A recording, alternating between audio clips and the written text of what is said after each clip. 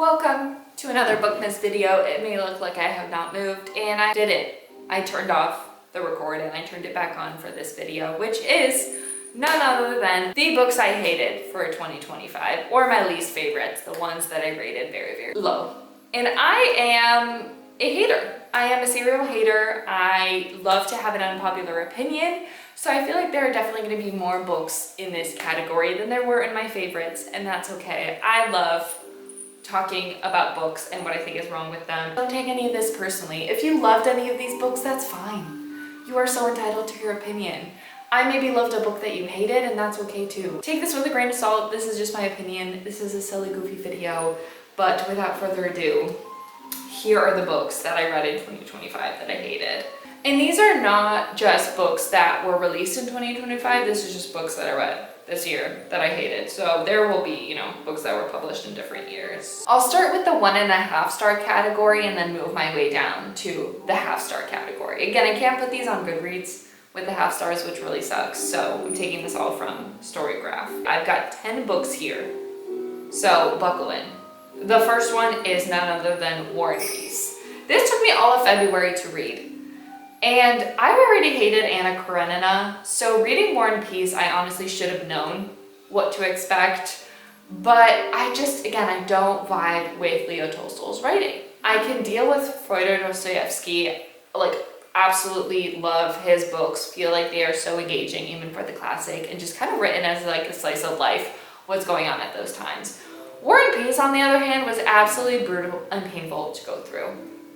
Thank you, bestie, for buddy reading that with me, because I truthfully don't think I would have gotten that on my own. But yeah, War and Peace was just not it. That was a waste of 1,392 pages. The next one is a hot take because, again, this came out in 2025, Great Big Beautiful Life by Emily Henry. I realized that I hate books that are about entitled, pretentious women recounting their life and saying kind of where they went wrong and trying to make amends. I could not care less. I really dislike hearing what they have to say, and I don't really care about them. And what made it worse is that this was that plus a really bad romance with the main characters. So Emily Henry did wrong in my eyes, and I hated this new release of hers. She could do so much better. Next, I've got Binding 13, The Boys of Tommen first book. If you don't know, this is set in, I think, Ireland. It is, I think, a rugby player school. And this is a love story between Johnny and Shannon. It is young adult. It is a romance, but it's really heavy, dark topics and a lot of backstory of what's going on. And I just hated it. Johnny and Shannon were so immature. I mean, Shannon's practically a kid at this point, so her relationship with Johnny just made me super uncomfortable. I still continued on with the series, don't get me wrong, they are addicting, but I really, really did not like this one. I also have Keeping 13 on here, which is the sequel to Binding 13. Needless to say, I already spoke about how much I hated the first one. No surprise there that I hated the second one as well. Next, I do have one that I own, which is The Man in the High Castle, and I have been putting this one for way too long. This is Philip K. Dick's science fiction set in a world where basically Nazi Germany did not lose the war, and now the US is divided between Japan and Germany. And the concept was interesting. I watched the show. I thought the show was really fantastic. The execution of the book and the way it ended was just infuriating. And I hated it. I honestly should have kept procrastinating it and never reading it because this was horrible.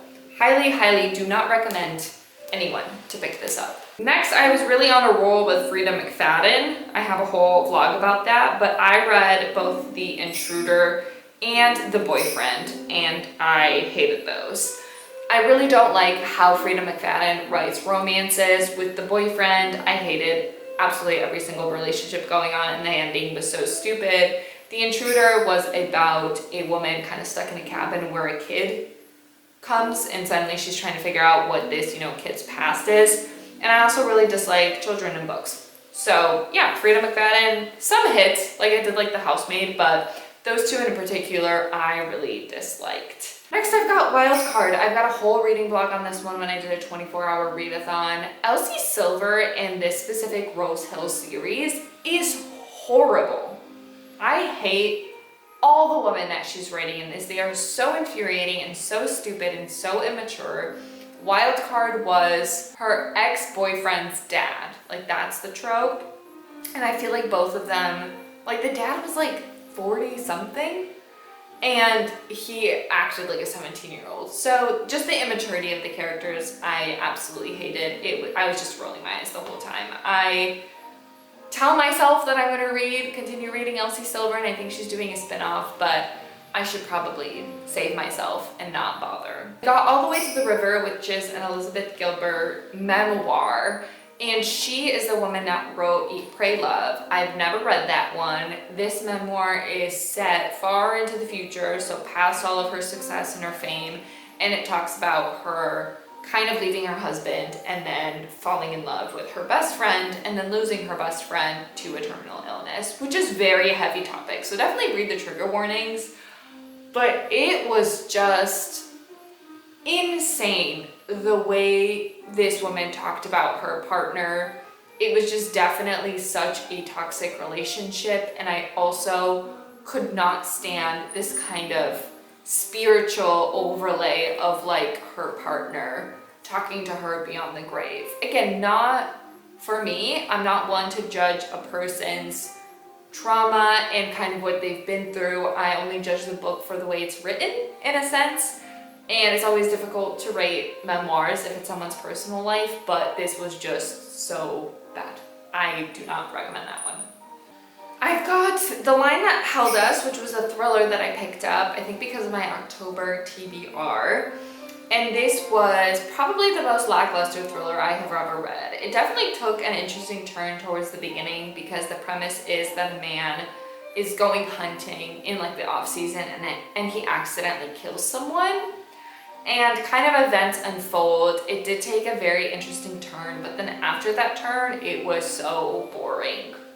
And I did not care about any of the characters or what happened to them, so kind of a flop. Final book in the 1.5 star category is none other than Beartown. You may have already seen the vlog of me reading through this and absolutely hating it, but this was just painful. Not even for the topics discussed, because yes, they were hard, check the trigger warnings, but just the way this was written, I was getting so aggravated and annoyed at it. So Beartown, just not for me. Not a series I'll be continuing. I just really dislike this one, and I'm ready to unhaul it and get rid of it because, again, this was just horrible. Not for me in the least. Now it is getting worse. We are in the 1-star category. I'm gonna start with The House of Sky and Breath, which is a Crescent City novel. I really don't like A Court of Thorns and Roses. I read the first 3 in that series and then I stopped. I was like, this is not for me. I did not like Sarah J. Maas's writing in that one. I didn't like the characters. I could not be bothered. And then if you know what happens in The House of Sky and Breath and how it ends, you'll realize why I hated it. I listened to the audiobook, the dramatized retelling of the full cast. It is fun. It's engaging. I really like those audiobooks that do that, but it is still not enough to save the lack of plot and how boring this one was. And the ending, I don't care. So I'm not continuing on with the 3rd one. Next I've got Brimstone. This was an anticipated new release, which is the sequel to Quicksilver. What Quicksilver did right was the ending was a great plot twist. I was not expecting what was gonna happen, and it left me wanting more. So I was super excited for the sequel.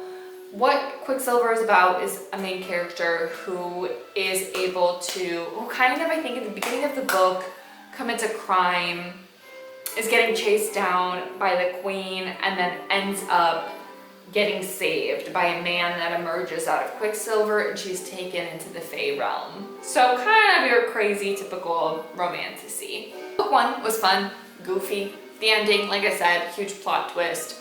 Book 2, all of it was just pointless.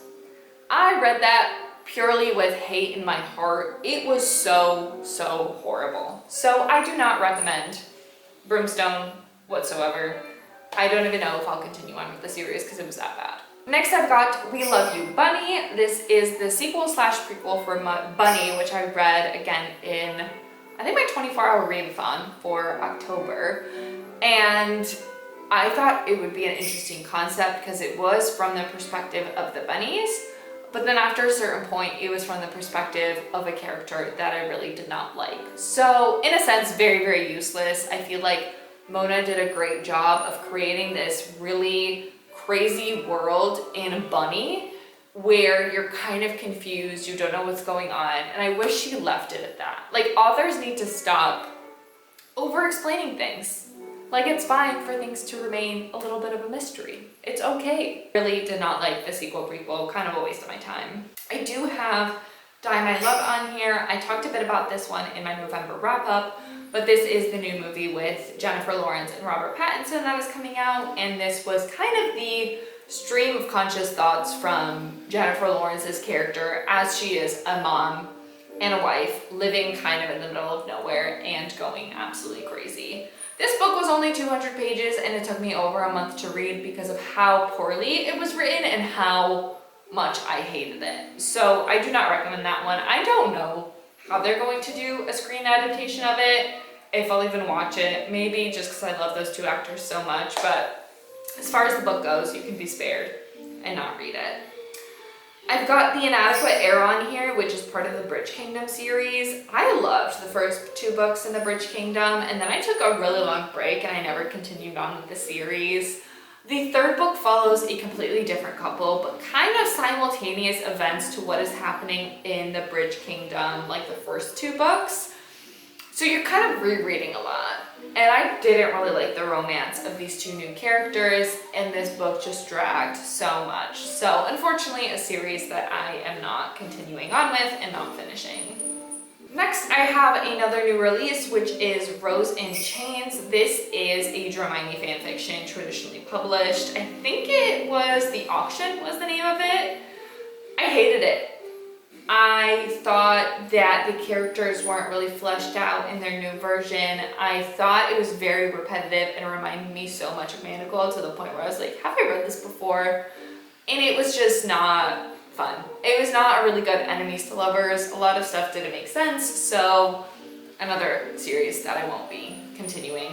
I've got Sea of Tranquility on here. Again, I talked about this a little bit in books that I am unhauling. This one is a kind of science fiction novel with multiple storylines going on, different characters, and then at the end, things tied together. I explained this in my unhaul video, but basically everything is over-explained and it was just a poor concept and poor execution. And I don't really like this author's writing style, so I'm not going to read any more of her books. I also have Something Wicked, which is an arc that I have, but I think it was released in 2025, so it's probably out now. And I talked about this in my November wrap-up, but this one is kind of Moulin Rouge meets Macbeth. The characters instantly fell in love. It was horrible, they were so juvenile, and the plot points didn't make sense. At one point, I'm pretty sure their genius plan was to disguise themselves as trees. That's enough. That's all I should say, because that's absolutely stupid. And now, of course, my favorite section, it is the 0.5 stars category. Like, these books were so offensive to me. They did not even deserve a whole star. There's 4 of them, so buckle in. 2 of them, no surprise, are part of the Boys of Tommen series. I've got Taming 7 and Releasing 10. Taming 7 is Claire and Gibbs's story. I was sad. Throughout the whole series, I was waiting for a backstory on them. I was so ready for it. It would have been Friends to Lovers of them growing up. And again, poorly executed. I hated these 2 characters so much. And most of the novel was actually focusing on a different plot of characters whatsoever. So the focus was not even on Claire and Gibbsy. Hated it. Waste of my time. And then obviously Releasing 10 is the continuation of that, so you're getting the prequel to Lizzie and Huey's story. I absolutely hate Lizzie. I hate her with every fiber in my being. I will die on this hill. Ooh, my vacuum's coming back, sorry. I did not think this deserved a book. The topic, it was very depressing and just absolutely trauma porn in a sense. So I hated it. I will definitely hate the next book for sure. Why do I keep doing this to myself? I don't really know, but that one, oh god, no, it was horrible. And then I've got Fearful, which is part of the Powerless series. This one was super surprising because I loved Powerless. It was such a goofy, fun time for such an unserious romantasy book that had all my favorite tropes. Kai, my top book boyfriend. This book is Kit's perspective, and that's Kai's brother. He does not deserve a book. He does not deserve any pages in his weird ass relationship with Mara, the personification of death. Pointless. A waste of pages, a waste of my time. And the series, I'm pretty sure, is still going to continue. I don't know how she does it. I don't know. It's a money grab at this point. And then finally, the last book that I absolutely hated in 2025 is You Let Me In. It was so weird. The premise was a woman has gone missing and she has left letters for her nieces on her estate about kind of what happened through her childhood. And basically the premise of the story is that she was haunted by this man called the Pepper Man and everything that he did to her. And it was just weird. If you're looking for a really weird horror book, maybe pick that one up because it was the weirdest thing I've ever read, but it also made me super uncomfortable. Do not recommend that one. So a lot of flops. Definitely a lot more flops and more offensive books than there were books that I absolutely loved, but that's me, a hater with an unpopular opinion. I hope you enjoyed this video. I will see you tomorrow for another Bookmas one. Let me know in the comments if there are any that you hated in 2025 that I should definitely steer clear away from. Maybe you had a different opinion and you hated the ones that I loved. Totally fair too. I'm just curious to see what you guys think. So, bye for now.